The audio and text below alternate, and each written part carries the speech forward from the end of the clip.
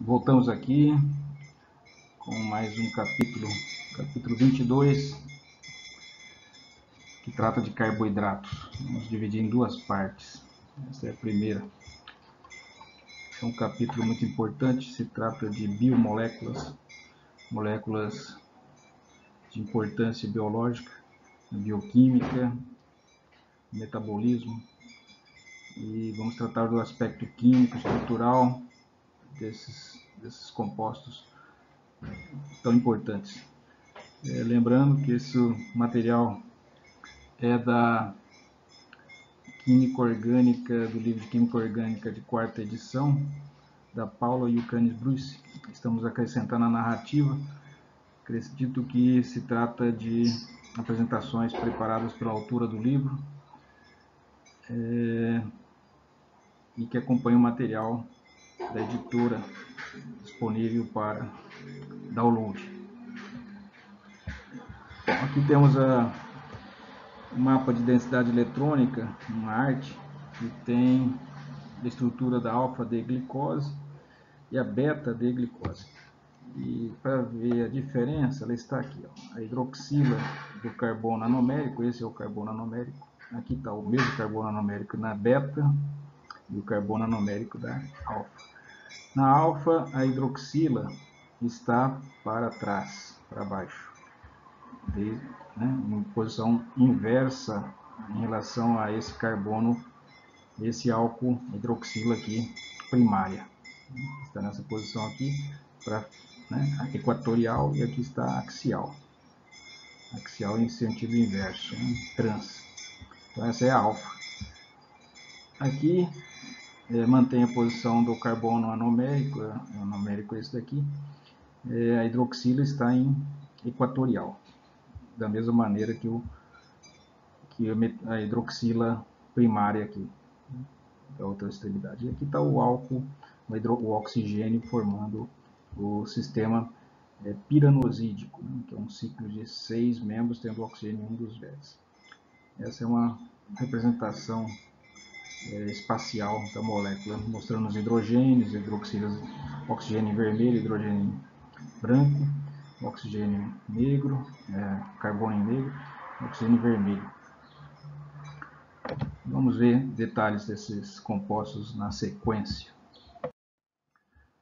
Aqui vamos ver a projeção de Fischer. A projeção de Fischer é uma maneira de representar as moléculas de açúcar, também chamado de sacarídeos.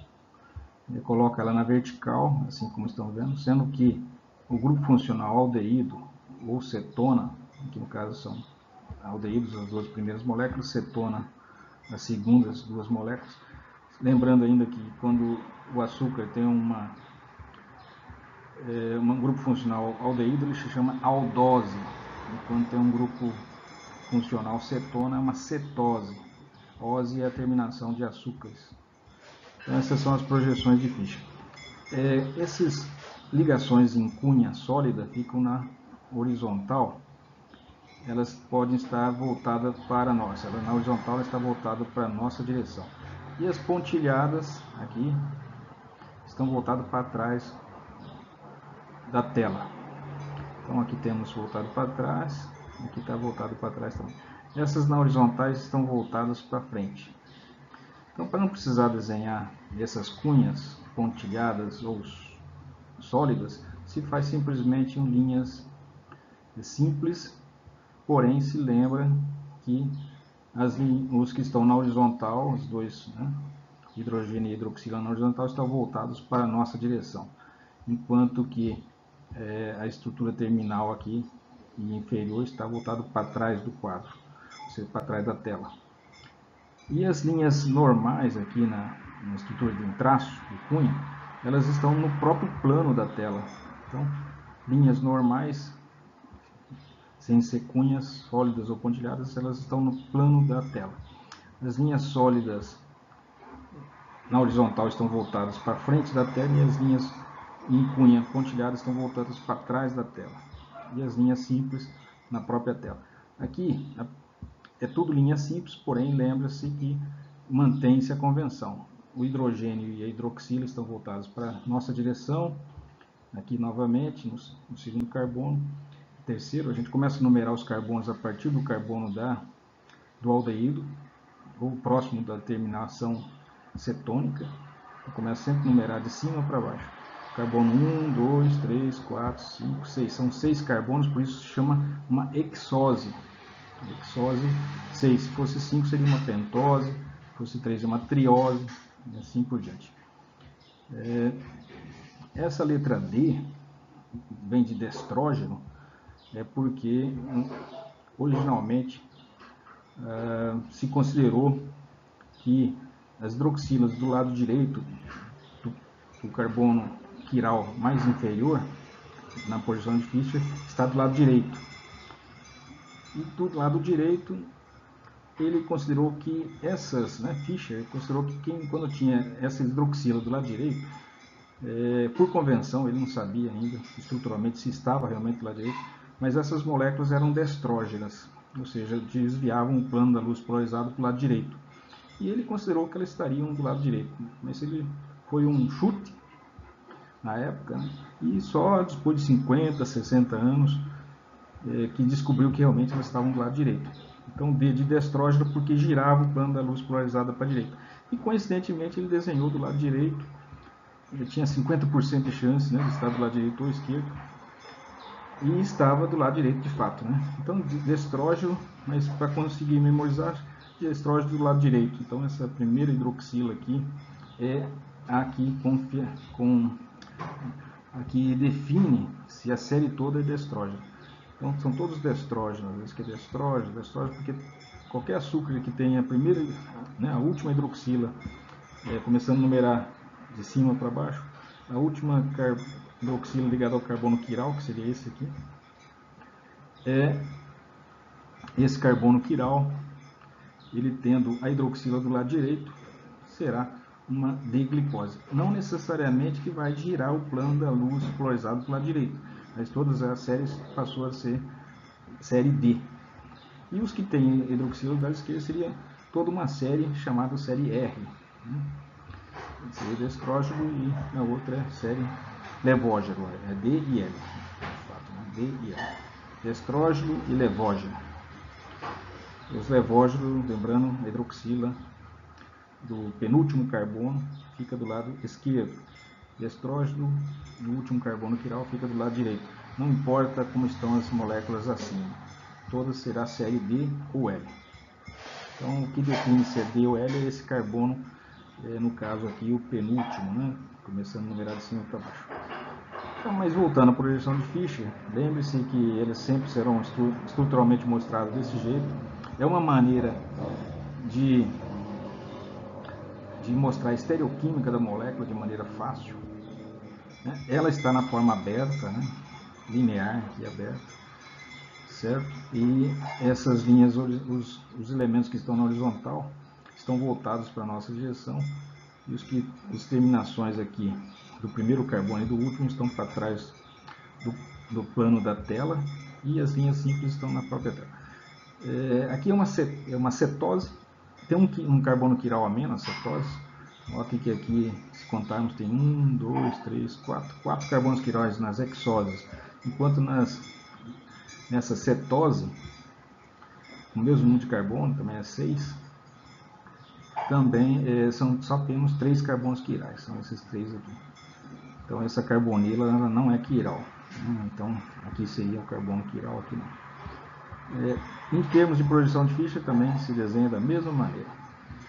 Essa é a frutose, D-frutose, porque o hidroxila está do lado direito. A gente não mostrou nenhuma L-frutose aqui, mas seria fácil de dizer. O hidroxila estaria do lado esquerdo. Então, todos os hidrocarbonetos, os carboidratos, possuem um carbono ligado a um certo número de moléculas de hidrogênio, de água, né? Estruturalmente, né? Como se fosse cada carbono tivesse uma molécula de água associada. Então esse carbono aqui, notem, esse carbono tem um OH de um lado e um hidrogênio do outro, seria H2O. Esse carbono também, OH de um lado e hidrogênio do outro, H2O. Esse também, esse também. Esse daqui teria um H de um lado, um H do outro, daria uma molécula, sobra um hidrogênio aqui, mas esse hidrogênio se soma o primeiro hidrogênio com esse oxigênio também forma um H2O. Isso se repete em todas as moléculas de carboidratos convencionais. Sempre tem, para cada átomo de carbono, uma molécula de água. Não se pode chamar de hidratos de carbonos, porque hidrato é um termo mais apropriado para quando as moléculas, quando os átomos as moléculas de água não estão ligadas convalentemente ao elemento, estão apenas se hidratando. No caso aqui, elas estão ligadas convalentemente, hidroxila de um lado e hidrogênio do outro, então não se pode chamar de hidrato de carbono, ainda que às vezes se usa esse termo em algumas situações, ainda que equivocadamente. E carboidrato se origina desse termo, de carbono e água, hidrato. Substâncias que podem ser hidrolizadas a polihidroxialdeídos ou polihidroxinóis são classificados como carboidratos. Então, o que é isso aqui? Quimicamente são polihidroxos, porque tem, nesse primeiro exemplo aqui de glicose, nós temos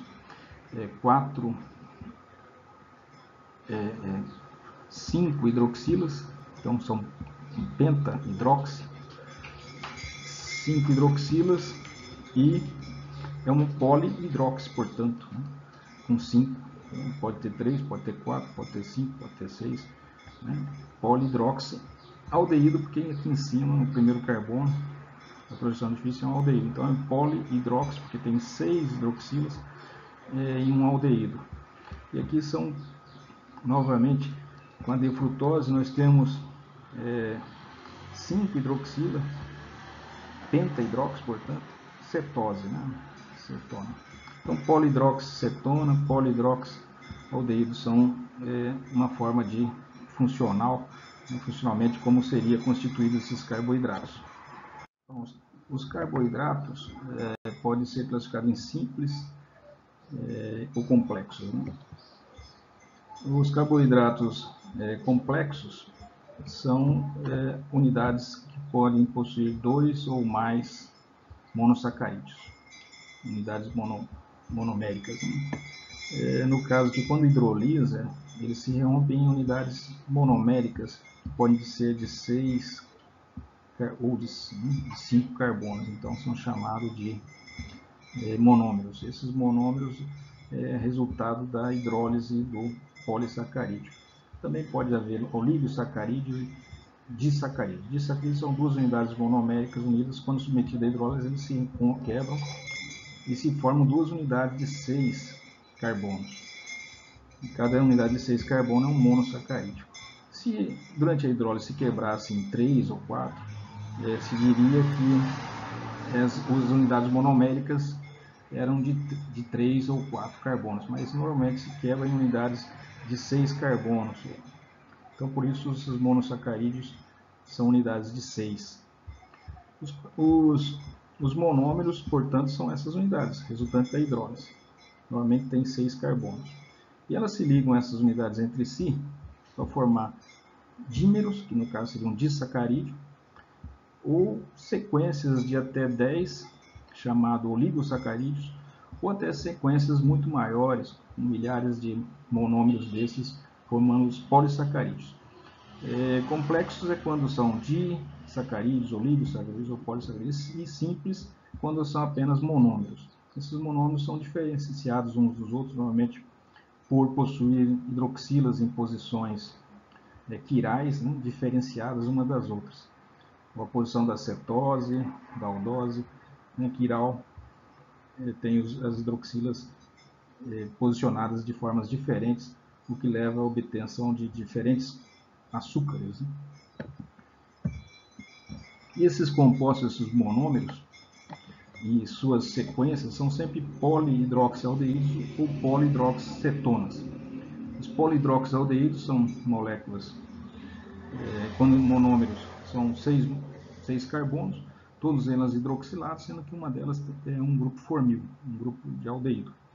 E um monossacarídeo ou um polissacarídeo chamado cetose é quando tem 6 carbonos, no caso de um monômero, e um deles tem um grupo cetona, um grupo oxi, né?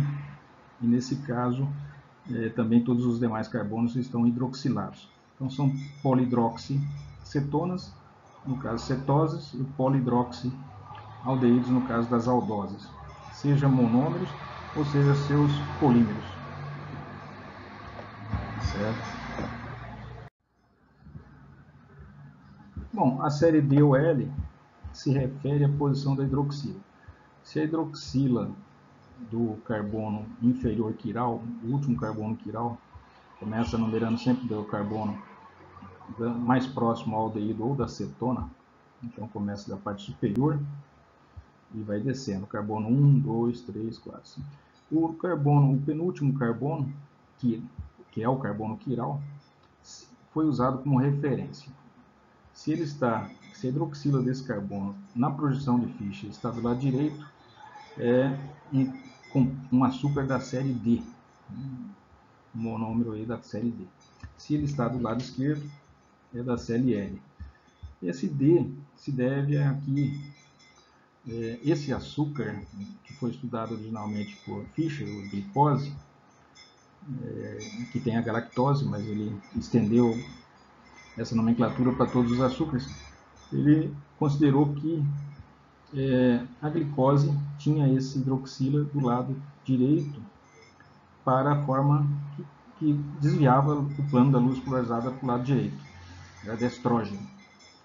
E, por coincidência, só 60 anos depois, se confirmou realmente que tinha esse hidroxila do lado direito, no caso da glicose, e realmente ela desviava o plano da luz para a direita. É claro que depois os demais carbonos, em outras disposições quirais de outros açúcares, continuaram mantendo a denominação D por ter essa hidroxila do lado direito. Mas nem sempre giravam o plano da luz para o lado direito devido à influência da disposição das demais hidroxilas da série, né, de outros açúcares. Mas ficou historicamente toda a série D por causa desse carbono, primeiro, né, de baixo para cima, o primeiro carbono quiral, tendo a hidroxila do lado direito, e chamou toda a série de destrógeno. E tendo o carbono, a hidroxila do lado esquerdo, toda a série de açúcares que tem esse primeiro carbono de baixo para cima quiral, aqui com a hidroxila do lado esquerdo, é chamado Lé, L, série L, né? L de levógeno. Isso daí foi uma sorte, né? Ele chutou que teria essa hidroxila do lado direito e seria destrógeno, e realmente para a glicose aconteceu isso. Para os demais açúcares, às vezes, não é essa hidroxila que vai definir se ele é levógeno ou destrógeno, mas ele usou essa nomenclatura para toda a série. Assim como os aminoácidos, né? Tem a série L e R, apesar de nem todos eles CD ou L, nem todos os aminoácidos são levógenos ou destrógenos, mas também foram convencionados a série L e D para os aminoácidos. Bom, aqui toda a série D, começando pelo gliceraldeído, nós estamos mostrando aqui as séries das D-aldoses. A aldose mais simples é o gliceraldeído. Note que só tem um hidroxila quiral, são 3 carbonos, um é do grupo formil, do grupo aldeído, o outro carbono é quiral, e o último carbono é um carbono não quiral, é o carbono terminal aqui. Então só tem um carbono quiral, e a hidroxila estando do lado direito na projeção de Fischer é uma da série D. Se acrescentar mais um carbono, a próxima seria esse carbono aqui, o próximo hidroxila pode estar do lado direito ou esquerdo, mas continua mantendo a terminação D, por causa desse primeiro hidroxila aqui, que vem da série da D-gliceraldeído. Então, D-treose, esse aqui é D-nitrose, esse aqui é D-treose. Recebe nomes diferentes, mas continua mantendo o nome D. Se acrescentar mais um carbono hidroxilado na série, a D-triose poderá ter esse terceiro carbono, que foi acrescentado agora, com a hidroxila do lado direito, ou esquerdo, mas mantenha a série D por causa da, como foi falado do último aqui, do primeiro carbono da série aqui embaixo. Ele mantém hidroxila, todos eles mantêm hidroxila do lado direito, por isso são todos da série D. Observem que todos eles estão com a hidroxila do lado direito nesse carbono quiral aqui mais inferior. Por causa disso, são todos da série D. Não significa que girem a luz polarizada para o lado direito. Foi apenas uma convenção de Fischer, né? Por causa de uma das moléculas da glicose que ele começou a estudar. Notem que a série vai aumentando, né? Mas são todos da série D. Notem aqui, foi acrescentado mais uma hidroxila, já tinha 3 do lado direito, foi acrescentado mais uma do lado direito aqui, todas do lado direito. Essa que foi acrescentada, a ribose, pode estar do lado direito ou do lado esquerdo, foi acrescentado. Aqui a arabinose pode ter hidroxila do lado direito ou esquerdo, nesse caso é a D-glicose que se formou. Aqui a hidroxila foi colocado do lado direito, aqui foi colocado do lado esquerdo. Esse daqui acrescentou entre o carbono carbonílico e o primeiro carbono quiral, foi acrescentado mais um do lado direito, juntando o que já tinha, ou do lado esquerdo, esse que já estava, esse daqui. Aqui também foi acrescentado. Então se criou toda uma série de açúcares que são da série D. O que define a série D é o primeiro carbono quiral na parte inferior da estrutura de Fischer. Se essa hidroxila está do lado direito, é uma D, da série D. Se ele estiver do lado esquerdo, é da série L. Os que têm 3 carbonos são trioses, e se for com 4 seria uma tetrose, com 5 uma pentose, com 6 uma hexose. E são todos açúcares monômeros, né? São monômeros, monoméricos. Composição de aldoses. Aldotetroses, né? Seria um monômero aí que tem a função aldeído e tem 4 carbonos, por isso são 4 tetra. E ose é porque é a terminação de açúcares, todos eles acabam em ose. Então ose por ser açúcar, tetra porque ser 4 carbonos e aldose porque é o grupo aldeído.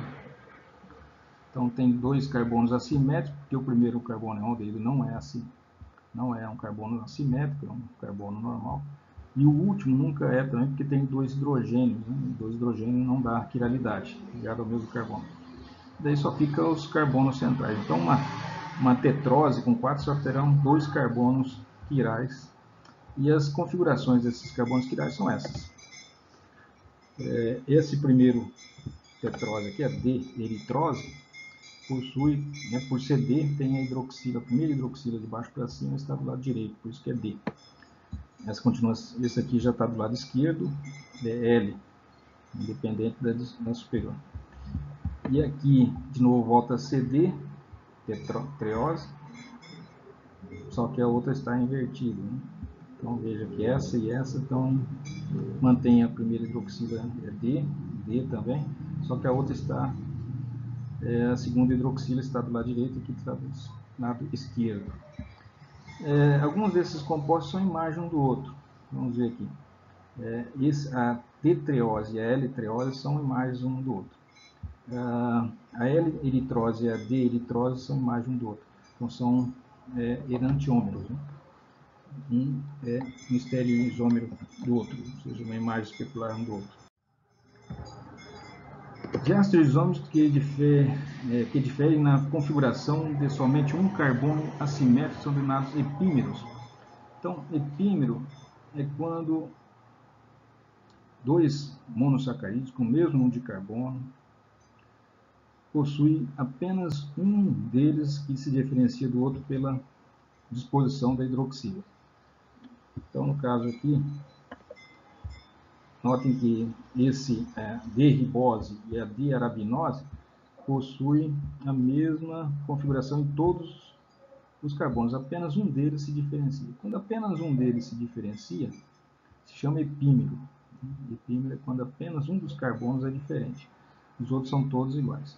Então, a disposição quiral da D-eritrose tem esse carbono 2 aqui, com a hidroxila do lado direito, enquanto a D-arabinose tem esse mesmo carbono 2 com a hidroxila do lado esquerdo. Então, eles são chamados de epímeros. Então, epímeros são um tipo de isômeros, também são uma espécie de diástereoisômeros, porque diástereoisômeros são isômeros que têm vários carbonos assimétricos, só que são diferentes em um ou outro deles, não são imagem um do outro, como pode ver. É um caso especial de epímero, o epímero é um caso especial de diastereoisomeria. Porque poderia continuar sendo diastereoisômero se tivesse mais de um carbono invertido, mas se tiver só um, é um diastereoisômero do tipo epímero. Só que os diastereoisômeros podem ter mais de um centro quiral e não apenas um centro quiral diferenciado.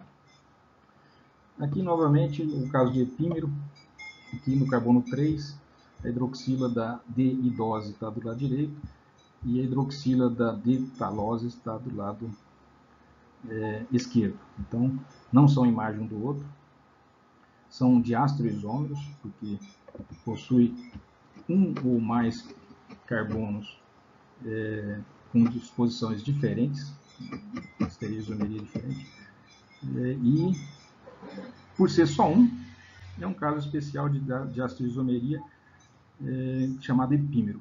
Então, a diastereoisomeria poderia ter mais de um carbono diferenciado, com a simetria diferenciada.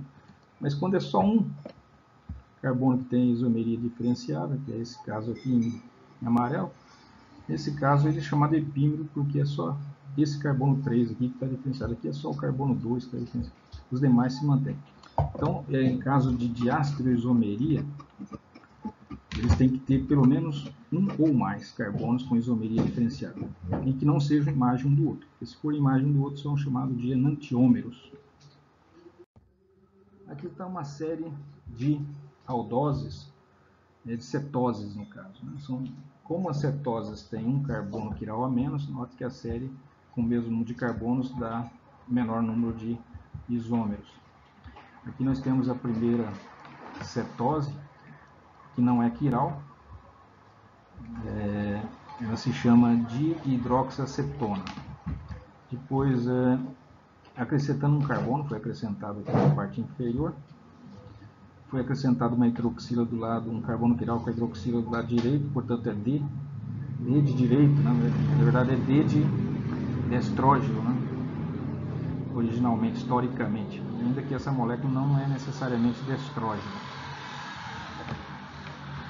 E se acrescentarmos mais um carbono quiral, com hidroxila quiral, nós teremos, foi acrescentado aqui, do mesmo lado, já tinha uma hidroxila do lado direito, acrescentou mais uma com hidroxila, continua sendo agora uma D-ribose, que mantém a primeira hidroxila de baixo para cima com hidroxila do lado direito. E aqui a D-xilulose, que tem essa hidroxila do lado esquerdo. Se for acrescentado a mais um carbono hidroxilado, a D-xilulose, esse carbono hidroxilado pode ter hidroxila do lado direito ou esquerdo. Esse gera-se novamente mais dois açúcares, a D-tagatose e a D-sorbose.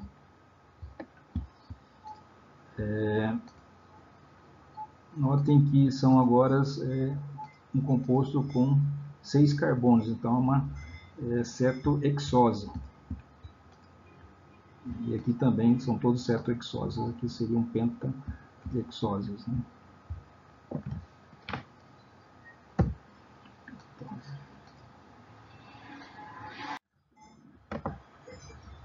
Esses compostos, tanto açúcar quanto que tenham estrutura em aldeído, quanto as estruturas, os grupos funcionais alcoólicos, né, hidroxilas, elas podem sofrer reações típicas tanto de oxidação quanto de redução. Então, no caso aqui nós temos um aldeído que pode ser reduzido a um álcool ou também já veremos como que pode ser oxidado a um ácido. As hidroxilas podem ser oxidadas a cetonas ou a aldeídos. No caso aqui dessa hidroxila terminal, pode ser oxidada a um aldeído ou a um ácido carboxílico.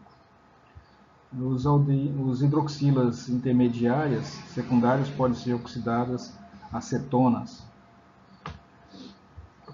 Então, são alguns tipos de reações típicas de álcoois e de aldeídos que também podem ocorrer com esses açúcares. O grupo carbonila de aldoses e cetose pode ser reduzidos por agentes redutores usuais. A gente já viu essas reações. Aqui temos o borhidreto de sódio, que é usado para gerar hidretos. Os hidretos reagem com as carbonilas, formando álcool primário. No caso de uma cetona, forma um álcool secundário.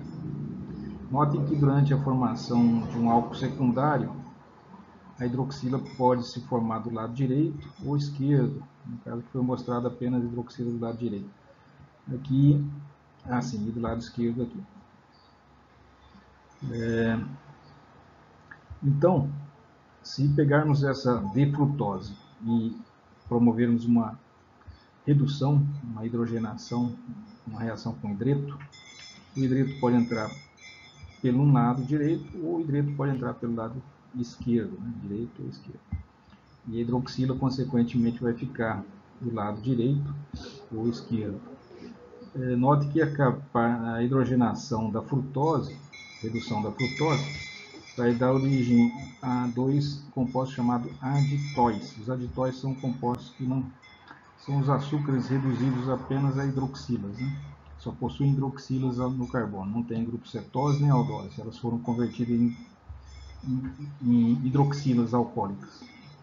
Então nós temos aqui apenas carbonos hidroxilados.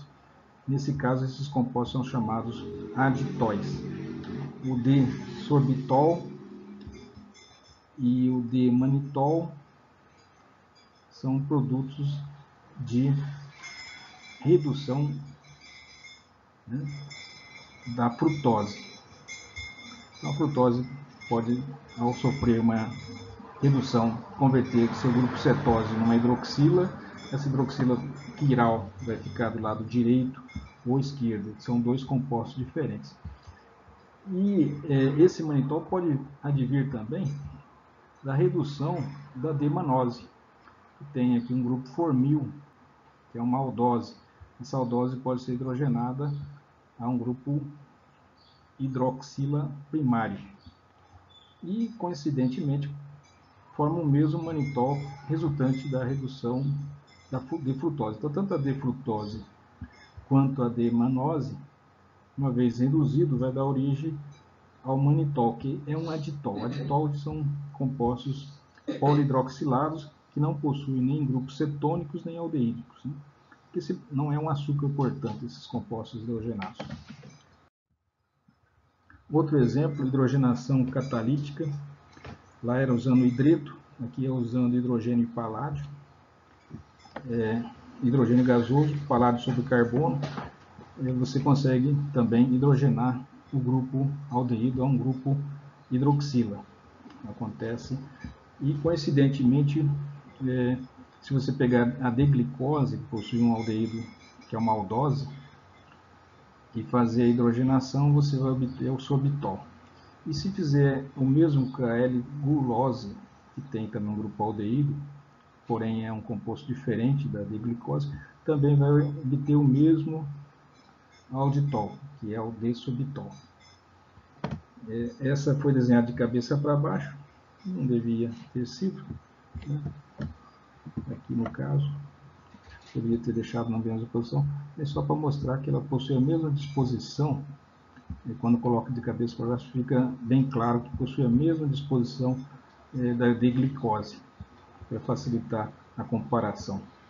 Então, uma vez hidrogenado a L-gulose ou a D-glicose, elas vão dar origem ao mesmo alditol, que se chama sorbitol, que não é mais um álcool.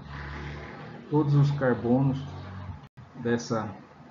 da hexose original se converteram em hidroxilas, né, compostos hidroxilados. E, portanto, se chamam alditóis. Esses compostos que não possuem aldeídos nem cetonas são todos os compostos hidroxilados. Oxidações. Até agora a gente viu a hidrogenação usando paládio sobre carbono e hidrogênio gasoso, e também usando hidretos, que é o borohidreto sólido. Também pode ser usado outros hidretos, como Dibal. Também pode ser usado hidreto de sódio, enfim, vários compostos, para fazer a hidrogenação catalítica ou a redução. Agente oxidante brando é o bromo. O bromo é um líquido e ele atua como oxidante. Ele converte o grupo aldeído de uma aldose qualquer, que tem como exemplo a D-glicose, e a solução de bromo é normalmente usado em uma solução em cloroforme, tem uma coloração avermelhada. E quando o bromo vai sendo reagindo e, consequentemente, ele vai desaparecendo, a coloração avermelhada desaparece e fica incolor. Isso significa que o bromo foi destruído ou reagiu. E o grupo aldose se converteu num ácido carboxílico. Então, esse daqui é um ácido chamado glicônico, né? A terminação de álcool é ico, enquanto a terminação de açúcar é ose. Então, a D-glicose se transformou em ácido D-glucônico. É um ácido aldônico, que veio de uma aldose. Todo ácido que vem de uma aldose é chamado aldônico, então, porque possui uma carboxilato terminal. E os bromos que saíram se ligam com os hidrogênios, formam ácidos bromídicos. Né? A reação pode ser feita em água também. Cetonas e alcoóis não podem ser oxidados por bromo. Então, se for uma cetose, a cetose não vai sofrer alteração quando tratada com bromo, porque a cetona não pode ser oxidada com bromo. Assim como as hidroxilas também não são, né, do álcool, também não são polidroxi, né, hexose, polidroxi, aldose. Essas hidroxilas elas não são oxidadas. Se fosse um agente oxidante mais poderoso, como o ácido nítrico ou periodato, aí sim poderia ocorrer alterações nas hidroxilas. Por exemplo, o ácido nítrico pode converter os álcoois secundários em cetonas. A gente vai ver na sequência. Então, existe também o fenômeno da tautomeria, que já foi visto no capítulo 17, 18, foi falado sobre tautomeria. Então, a tautomeria é quando uma cetona se converte em um enol, ou um aldeído também pode se converter num enol. Então, enol é essa estrutura que está aqui, quando a hidroxila está ligada a um carbono vinílico, carbono insaturado. O que aconteceu aqui? Um hidrogênio desse carbono 1 é transferido para o oxigênio, formando da carbonila, formando uma hidroxila, ao mesmo tempo que a dupla ligação da carbonila se transfere para o carbono 1, o carbono 1 e 2, formando uma saturação.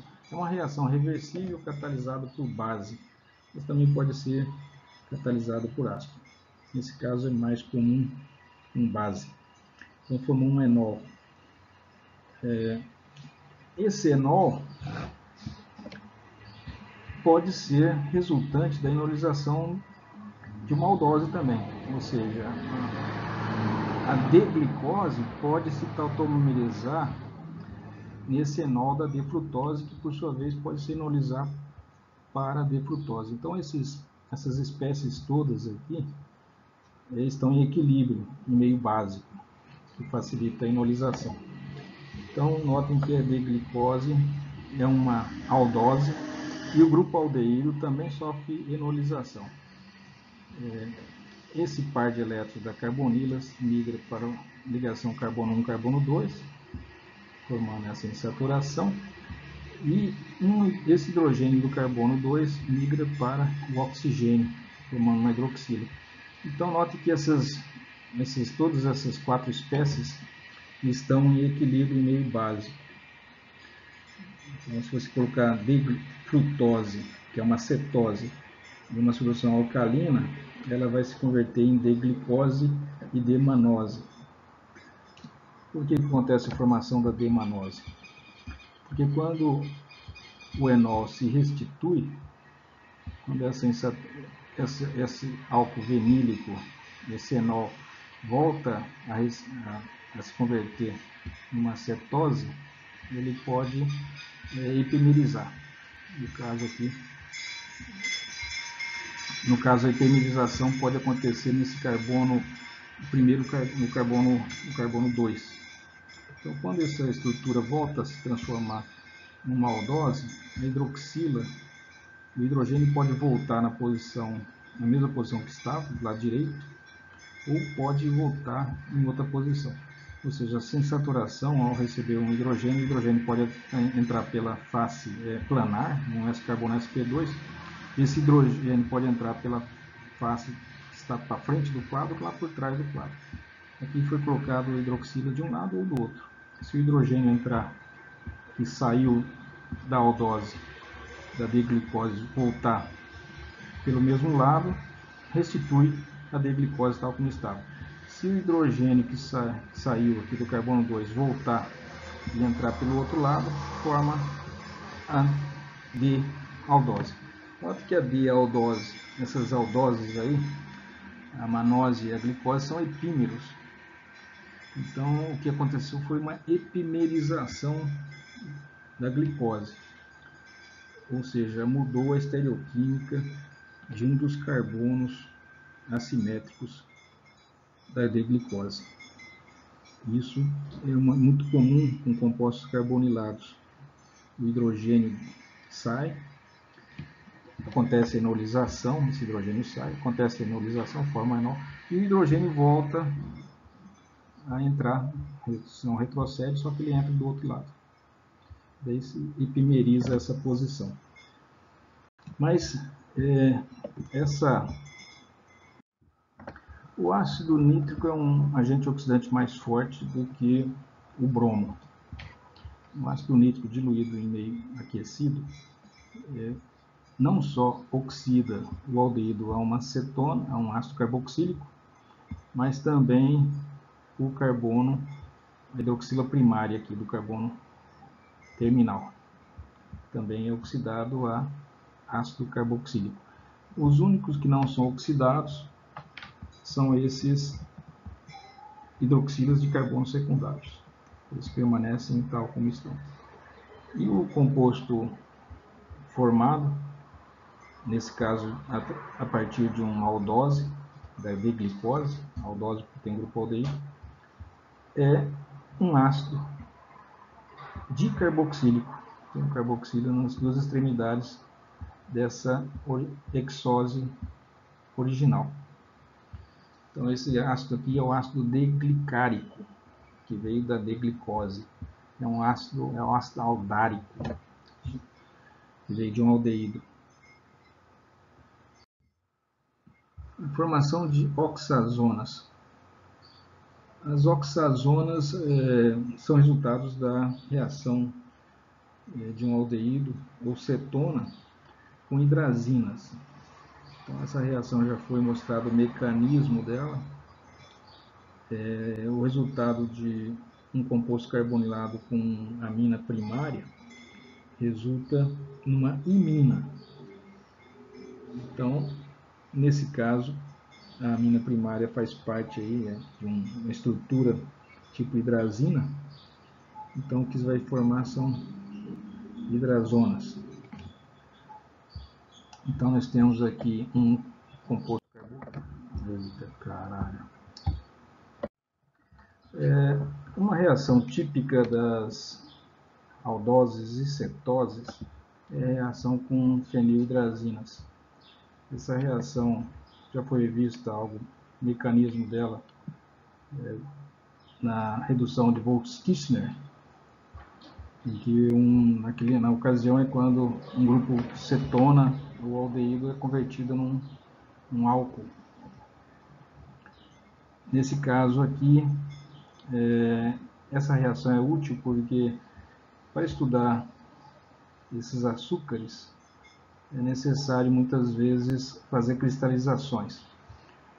E alguns açúcares formam xaropes que não se cristalizam facilmente.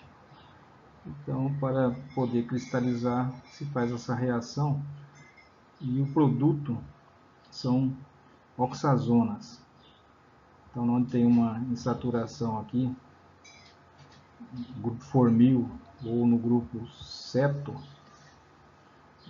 reage com o grupo NH2 de uma amina primária, no caso, ou de uma hidrazina, que no caso aqui é fenilhidrazina, e se forma a fenilhidrazonas. Esses compostos são cristalizáveis, insolúveis em água, e facilmente caracteriza as moléculas de açúcar. Foi uma tecnologia muito utilizada, principalmente na época em que não havia aparelho de ressonância magnética nuclear e outras técnicas mais avançadas. É uma reação fácil e o produto resultante se cristaliza facilmente, facilitando o estudo do produto. Onde tem um grupo aldeído ou cetona, se forma um grupo hidrazina, se liga a ele, formando uma imina, uma hidrazona aqui no caso. Notem que tanto a frutose quanto a glicose, uma vez colocada nesse meio reacional, vai dar origem ao mesmo produto. Esse tipo de reação foi muito útil para se entender a estrutura desses açúcares quando as tecnologias de caracterização e identificação eram muito escassos. Não havia aparelhos de ressonância magnética, espectroscopia. Então, nesse caso, se utilizava apenas ponto de fusão, ebulição. Também se via aí se um composto era mais polar, menos polar, e análise elementar, coisas assim. E para caracterizar, se usava a hidrazina. Nota que se formou entrou duas moléculas de hidrazina, porque esse segundo aqui pode sofrer inolização, oxidação, formando um grupo ceto, sofrer uma oxidação. Por isso se utiliza uma terceira molécula de hidrazina que para receber esses hidrogênios da oxidação da hidroxila a uma cetona, ou do álcool primário a uma cetona, um aldeído no caso. A cadeia carbônica de uma aldose pode ser aumentada por um carbono na síntese de Killian-Fischer. Então, você pode ampliar o tamanho da cadeia em um carbono cada vez. Então, aqui essas reações servem para aldoses. Você tem que ter o grupo formil aqui, o grupo aldeído na extremidade. Então, aqui um exemplo para a eritrose. É uma tetrose com 4 carbonos. Você reage primeiro com um cianeto. O cianeto vai reagir com o carbono carbonílico, formando uma cianohidrina. Essa cianohidrina está aqui, a cianohidrina. Depois você hidrogena o grupo CN e forma uma imina. E depois você converte através de hidrólise a um grupo aldeído. Essas reações são conhecidas, a hidrólise de imina para grupo ceto. É comum a hidrólise de iminas, já foi visto esses mecanismos, para quem quiser recordar. A formação de cianohidrinas também já foi vista, a reação de um grupo cianeto com compostos carbonilados. Forma um carbono tanto ligado ao grupo CN quanto à hidroxila, por isso se chama cianohidrina. A hidrogenação parcial aí, que está o detalhe, hidrogenação parcial do grupo cianeto a um grupo imina, é que tem que ser cuidadoso, porque normalmente essa hidrogenação pode ser total, convertendo num grupo amina. No caso aqui, mantém-se a dupla ligação aqui. As primeiras reações de Killian e Fischer se transformavam em um grupo amina, daí teria que ser reoxidado. Nesse caso aqui, usando um catalisador de paládio sobre sulfato de bário, que é um catalisador de paládio brando, né, se consegue a hidrogenação parcial do grupo cianeto a uma imina. E daí essa imina pode ser hidrolisada por métodos convencionais em água, com ácido diluído, para restituir o grupo carbonila.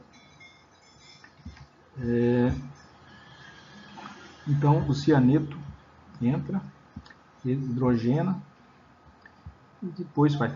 Agora vai existir a formação, né, a hidroxila da cianohidrina pode estar do lado direito ou do lado esquerdo. Então vai se formar dois compostos aqui que são epímeros entre eles, a D-ribose e a D-arabinose. Por quê? Porque a carbonila do grupo formil, ela é planar. Então o grupo cianeto pode vir pela frente da tela, na nossa posição, ou por trás da tela. Se o grupo cianeto entrar por trás, vai dar a hidroxila fica numa posição. Se entrar por frente, a hidroxila vai estar na outra posição. Nota que formou duas possibilidades. Então se formou um carbono quiral aqui onde havia o grupo carbonila. Agora temos um carbono quiral. E esse carbono quiral possui duas disposições para a hidroxila, ou ela está do lado direito ou esquerdo. Todo o processo segue normal e no final você tem dois compostos que são epímeros entre si, a D-ribose e a D-arabinose. Da mesma maneira que se pode acrescentar carbonos, também se pode retirar carbonos da estrutura do açúcar, através de descarboxilação, ou seja, retirada de um grupo carboxilato. Primeiro tem que oxidar o açúcar ao seu ácido correspondente, no caso a aldose é convertida num ácido carboxílico, um ácido glicorônico, né? um ácido glicólico, no caso da glicose.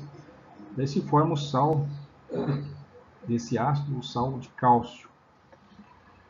Daí se usa água oxigenada com um sal de ferro no estado de oxidação mais 3, além de sofrer a descarboxilação, o carbono imediatamente ligado ao carboxilato se transforma num aldeído.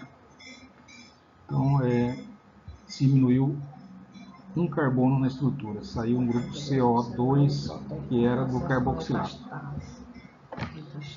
O composto que era o gliconato de cálcio, que é resultante da glicose, se converteu na D-arabinose, que é uma pentose. Então, de uma hexose, obtivemos uma pentose. Essa degradação é a degradação de Ruff. Essa D-arabinose, por sua vez, pode sofrer novamente uma oxidação e esse grupo formil pode ser convertido num grupo ácido carboxílico através do ácido nítrico e essa reação se repetir com formar o sal de cálcio desse ácido nítrico, usando hidróxido de cálcio como base, forma-se o sal, que se precipita, se filtra, depois trata esse sal com água oxigenada e um sal de ferro mais 3. E você volta a perder mais um carbono e a molécula de açúcar passa a ser uma triose, no caso aqui já é uma pentose, passa a ser uma tetrose e sai mais um CO2. O bromo, como vimos, ele serve para oxidar aldeídos a grupo carboxilato. Então está aqui como que é a reação. A degradação de Ruff começa por para a conversão do grupo aldeído a um grupo carboxilato. Eles usam um bromo primeiro, Vai converter o grupo formil num grupo carboxilato, depois trata com hidróxido de cálcio, converte o ácido carboxílico em um carboxilato de cálcio, que é insolúvel. Esse carboxilato de cálcio é tratado posteriormente com água oxigenada e um sal de ferro no estado de oxidação mais 3 e aquece. Daí sai o grupo CO2 e o carbono imediatamente inferior aqui, ele se transforma em um aldeído. Você perde um carbono nesse é uma degradação gradual, né? Vai saindo um carbono de cada vez.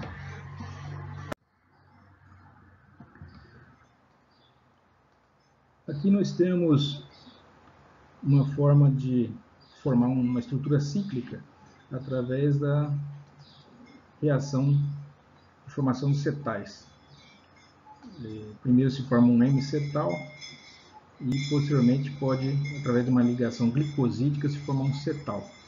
Mas o que importa agora nesse primeiro momento é a formação do M-cetal, que é responsável pela formação da estrutura cíclica. Já vimos, quando estudamos aldeídos e cetonas, que aldeídos e cetonas podem reagir com álcoois, assim como tioálcoois, né? E aminos também. E nesse caso aqui, acontece uma reação de um álcool com um aldeído intramolecularmente. Ou seja, a hidroxila, uma das hidroxilas do álcool reage com o grupo formil do próprio açúcar. Então, uma hidroxila aqui, alcoólica, né, do polihidroxi aldeído, ataca a posição carbonila aqui, uma reação de condensação intramolecular. Aí o par de elétrons do oxigênio ataca o carbono da formila e se forma o hidrogênio que sai daqui e se liga ao oxigênio para formar um hidroxila. Essa hidroxila, quando acontece essa reação, se forma um novo carbono quiral aqui onde havia o carbono da formila, né? O grupo formil aqui do aldeído. Então esse carbono se torna quiral. Se ele se torna quiral, a hidroxila pode estar do lado direito, e daí se diz que é uma posição beta, ou pode estar do lado direito, se diz que é a posição alfa. Alfa é quando a hidroxila, após a formação do cetal, está do lado direito, e beta é quando a hidroxila está do lado esquerdo. A posição mais estável é quando se forma do lado esquerdo, 64%, que é um diástro isômero. Apenas 0,02% fica do lado, fica no meio aquoso, fica no estado não reacional, ou seja, nem toda. Isso acontece quando é colocado na água, né? Você coloca essa molécula na água, a molécula de glicose, ela cicliza, né? Essa reação acontece de forma espontânea. Ou seja, quase todas as moléculas de glicose, quando colocadas na água, ou se converte na forma cíclica beta, ou se converte na forma cíclica alfa. Elas estão quase todas. 36 fica na forma alfa e 64 na beta. Qual é a diferença? A hidroxila do grupo formil, que é o primeiro carbono, o carbono 1, ele se torna quiral quando acontece o ataque da hidroxila, dos par de elétrons hidroxila, um ataque de um álcool intramolecularmente ao grupo carbonila da própria molécula, formando um ciclo. E na formação desse ciclo, esse carbono quiral possui 4 ligantes diferentes. O hidrogênio pode estar do lado direito e a hidroxila do lado esquerdo, ou vice-versa. Como a forma estável é com a hidroxila do lado esquerdo, se forma uma maior quantidade da posição beta, que é a hidroxila do lado esquerdo. E com a hidroxila do lado direito, uma menor quantidade, 36%. Esses dois compostos são chamados de anômeros. A gente seria quase como se fossem epímeros, mas não são epímeros porque a cadeia agora está fechada. Formou um ciclo. Então, por ser um ciclo, são anômeros. E esse carbono é o carbono anomérico. É o carbono que diferencia os dois ciclos, né? É o carbono que forma o cetal. Note que cetal é quando um carbono está ligado a dois oxigênios, né? Um OH, um oxigênio da hidroxila e um oxigênio da formação do ciclo, do cetal. Então aqui se formou esse ciclo. Essas designações alfa e beta se devem a esse carbono anomérico. Se a hidroxila desse carbono anomérico estiver numa posição direita, é alfa. Se estiver do lado esquerdo, é beta. A forma mais estável é a forma beta. Continua sendo D-glicose, porque a primeira hidroxila lá, né, do carbono, o primeiro carbono, o último aqui, né, descendo, seria o carbono 5. O carbono 5 possui a hidroxila do lado direito, então é D. Por isso os dois, o hidroxila aqui estaria do lado D. Esse hidroxila aqui, mesmo tendo ligado ao carbono, ele continua do lado direito. Então, continua sendo a D-glicose. E as duas estruturas são chamadas anômeros, né? São estruturas anoméricas. É um equilíbrio, essas moléculas estão se interconvertendo. Acontece que muda-se também o poder rotatório da solução, à medida que as moléculas vão se interconvertendo. Então vai acontecendo uma mudança do poder rotatório. Se você colocar numa solução a D-glucose, alfa-D-glucose pura, ela aos poucos ela vai se convertendo nas outras duas formas. Assim como se você colocar a beta-D-glicose pura cristalina numa solução aquosa, com o passar do tempo ela vai entrar em equilíbrio com as suas outras duas formas até atingir essas proporções. A rotação específica da alfa-D-glucose e da beta-D-glucose puras mudam alcançando o equilíbrio. Por isso se chama mutarrotação. Mutarrotação é quando esse poder rotatório de uma substância pura, ao ser colocada na ordem, vai sofrendo uma interconversões em suas duas outras estruturas cetais, né? E nesse caso acontece aí mudança do poder rotatório, porque essas outras moléculas têm poderes rotatórios diferenciados. Observe, se uma aldose pode formar um anel de 5 ou 6 membros, ela existirá predominantemente como um M-acetal cíclico, ou seja, a forma cíclica é a forma preferencial das aldoses em solução aquosa. Então sempre ela vai formar um ciclo, ela tende a formar um ciclo naturalmente. Anéis de 6 membros são chamados de piranoses, porque se notar o pirano é um ciclo que tem 6 membros, um éter cíclico de 6 membros. Seria um composto fechado, cíclico, com 6 membros, sendo que um dos membros é um oxigênio. É um heterocíclico, portanto alifático, não pirano. Se tem a forma de pirano, é piranose. Se formar um ciclo de 5, seria uma furanose, porque o furano é uma estrutura, um heterocíclico de 5 membros, sendo que um deles é o oxigênio. Então, se formar um anel de 5, lembra o anel do furano, por isso chama-se furanose. Um açúcar com um grupo aldeído, cetona e M-acetal, ou M-acetal é um açúcar redutor. Toda vez que tiver um grupo aldeído, cetona, eles continuam sendo redutores porque podem ser oxidados. Se eles se oxidam, eles são agentes redutores. Assim como quem é o agente oxidante se reduz. O agente redutor se oxida. Então, são açúcares redutores porque sofrem oxidação. Para sofrer oxidação, pode ter um aldeído, que pode ser oxidado a ácido carboxílico, pode ser uma cetona, que pode se epimerizar um aldeído e, consequentemente, também sofrer uma oxidação, formando uma dicetona vicinal. Então, esses compostos continuam sendo açúcares redutores, porque continuam podendo ser oxidados, continuam sendo oxidáveis. Então, se são oxidáveis, eles causam redução. Eles são chamados de açúcares redutores.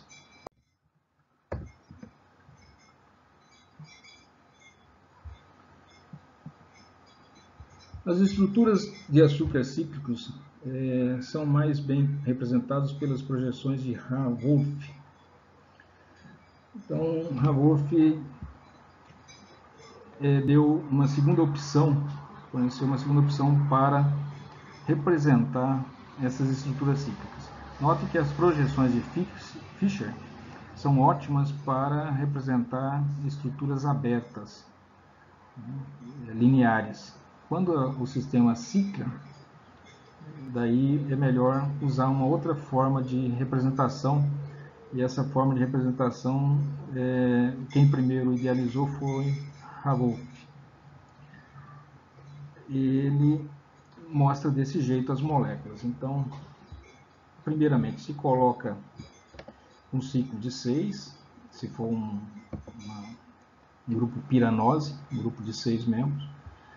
Essa parte sólida está voltada para nós, aqui mais para frente, e lá no fundo é como se fosse um plano, né? Estrutura planar, esse ciclo está dentro de um plano, e esse plano é perpendicular ao plano da tela do monitor. Então essa parte aqui sólida, espessa, está voltada para nós, e ao fundo está o oxigênio do ciclo de 6 membros, que é uma piranose.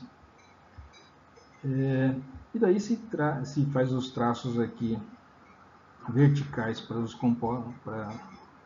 as posições superiores, ou axial para baixo, não se mostra posições equatoriais, ou estão voltados para cima ou para baixo.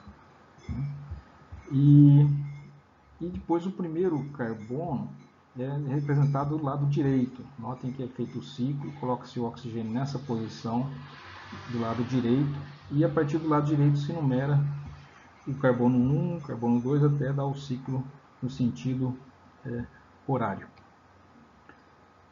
Sempre assim. E daí, observando aqui o carbono, os hidroxilas que estão do lado direito na projeção de Fischer estão para baixo. Então, o primeiro carbono tem um hidroxila do lado direito, e esse hidroxila está para baixo. O segundo também está para baixo. O terceiro tem um hidroxila do lado esquerdo, está para cima. O quarto está com o hidroxila direito de novo para baixo. E, finalmente, no 5, temos um grupo CH2 que estaria para cima. Certo? Então, colocando sempre nessa disposição, você consegue converter as projeções de Fischer nas projeções de Raworth. Aqui nós temos para a alfa-D glicopiranose e a beta-D glicopiranose. Temos a diferença entre elas, que esse grupo hidroxilo do carbono 1, note que o carbono 1 é aqui, na alfa ele está do lado direito, na beta está do lado esquerdo na projeção de Fischer, enquanto que na projeção de Raworth, o que está do lado direito, na posição alfa, seria o alfa. Esse carbono, que é o carbono responsável pela formação do ciclo, está ligado ao carbono cetálico, M-cetálico, né? Esse carbono 1, se tiver hidroxila para baixo, é alfa, se tiver hidroxila para cima, é beta. É muito importante esse carbono cetal, M-cetal aqui, porque é ele que vai configurar as posições alfa e beta do pirano. Alfa e beta só existe para forma fechada, não existe para forma aberta alfa beta, só quando forma ciclos, daí sim pode ser alfa ou beta. Alfa está para baixo e beta está para cima, dentro dessa convenção, dessa disposição planar, com essa disposição aqui, o oxigênio para trás, e para a nossa direção aqui estaria essas linhas grossas, né? Dentro dessa disposição que se numera dessa forma, se a hidroxila estiver para baixo é alfa, se estiver para cima é beta. Então essas aqui são as piranoses, porque são 6 membros. E a gente consegue fazer uma correlação entre Fischer e Raworth através dessa comparação. Tudo que estiver do lado esquerdo na projeção de Fischer está para esquerda, está para cima, é alfa, é beta. E tudo que estiver para a direita na projeção de Fischer, hidroxila aqui, estaria para baixo aqui de Raworth. Se o ciclo que se forma for entre uma hidroxila da posição 5, 1, 2, 3, 4, 5, esse forma um ciclo de 6, é uma piranose. Se o carbono, a hidroxila da posição 4, é a que se fecha, no caso aqui nós estamos falando da ribose, quando a beta é ribose, no cano fechada, é a alfa-D ribofuranose, porque formou um furano. Aqui é a glicopiranose, porque formou um pirano. Não sei se... Então aqui é um furano, porque a estrutura lembra-se do furano, com 5 membros, um heterociclo, então lembra a estrutura do furano. Então, se for uma pentose com 5 elementos e o ciclo fechou no carbono 4, não é necessário, pode acontecer que fechar no carbono 5 também, mas se fechar no carbono 4, esse ciclo vai ser um ciclo de 5 membros. E é o carbono 1 que vai dizer se é alfa ou beta. Se a hidroxila estiver do lado direito na projeção de Fischer, ele está para baixo, é alfa. Se a hidroxila do carbono cetal, N-cetal, que é o carbono 1, estiver do lado esquerdo, ele vai estar para cima, daí é a beta, a estrutura beta do ciclo. Então essa é a beta D ribofuranose, ribo porque a ribose tem 5 carbonos, e é D porque esse primeiro carbono, carbono 4 aqui, de baixo para cima, primeiro de baixo para cima, tem a hidroxila do lado direito, é a D, e continua tendo a hidroxila aqui do lado direito, que fechou, que formou o cetal do lado direito, por isso continua sendo a D. É alfa, porque uma vez fechado, se a hidroxila estiver para baixo, é alfa. Se a hidroxila da posição 1 estiver para cima, é beta. Certo? Essa é uma maneira usual de se mostrar as estruturas piranosídicas e furanosídicas, ou seja, as estruturas cíclicas dos açúcares. Não se usa mais a projeção de Fischer quando a molécula de açúcar, o monômero, estiver na sua forma fechada, cíclica. Não se usa mais Fischer para isso. Só se usa Fischer quando ela está aberta. A projeção de Raveau nos permite ver a orientação relativa dos grupos OH no anel, ou seja, é muito mais prático, muito mais informativo, as projeções de Raveau. A estereoquímica da molécula fica muito mais fácil de visualizar pela estrutura de Raveau, quando cíclico, portanto. Cetoses também existe predominante nas formas cíclicas. Então, quando você coloca uma cetose ou uma aldose na água, ela cicliza, ela fecha formando um cetal. Isso de forma espontânea. E quase toda a molécula fecha. E ao fechar se forma duas possibilidades, alfa e beta. E as duas estão em equilíbrio, sendo que a forma beta é a mais estável, que está a maior quantidade. Mas elas estão se interconvertendo. Ela se interconverte passando pela forma beta, fecha, abre, fecha, sendo que pode fechar com a hidroxila para baixo ou com a hidroxila para cima. E isso acontece de ambas as maneiras, porém predominantemente a forma beta, ou seja, com a hidroxila para cima. Aqui nós temos um exemplo da fructofuranose. Ela é da forma D, porque o carbono 5 tem hidroxila do lado direito, o penúltimo carbono aqui. Então, se essa hidroxila ou esse oxigênio está do lado direito, no carbono 5 é D, a série D. É alfa porque, ao ser ciclado, o carbono 2 possui o OH para o lado direito. E quando ele está para o lado direito, significa que na forma fechada ele está para baixo. Certo? E a forma beta é quando essa hidroxila está para fora, na projeção de Fischer, do carbono 2. Ou está para cima, na projeção de Raveau. Bom, aqui fechou na posição 5, pode haver fechar na posição 6 também. Daí, em vez de formar uma furanose, vai se formar uma piranose. Isso é possível acontecer. E vem de uma cetona, né? O grupo cetônico estava aqui na posição 2. Então a hidroxila, que está na posição 6, né, fechou,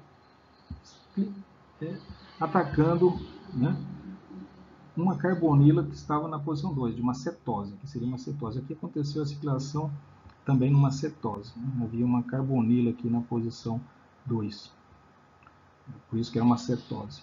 Não havia um grupo formil nesse caso. Note que aqui existem dois carbonos primários, né?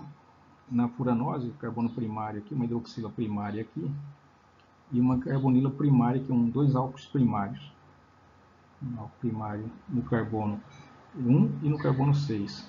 Aqui continua havendo na piranose continua existindo um álcool primário no carbono 1, mas já não existe um carbono 6, né? Porque ele faz parte do ciclo agora. Está aqui. Note que no carbono 6 já não existe hidroxila ligada, né? Só existe o oxigênio do grupo furano, no caso pirano. Então beta e alfa se refere à posição da hidroxila na forma de Ranulf. Se ele estiver a hidroxila para cima, na estrutura cíclica do carbono 2, ele seria hidroxila para cima, se trata de uma beta. Se a hidroxila está por abaixo no carbono 2, é uma alfa.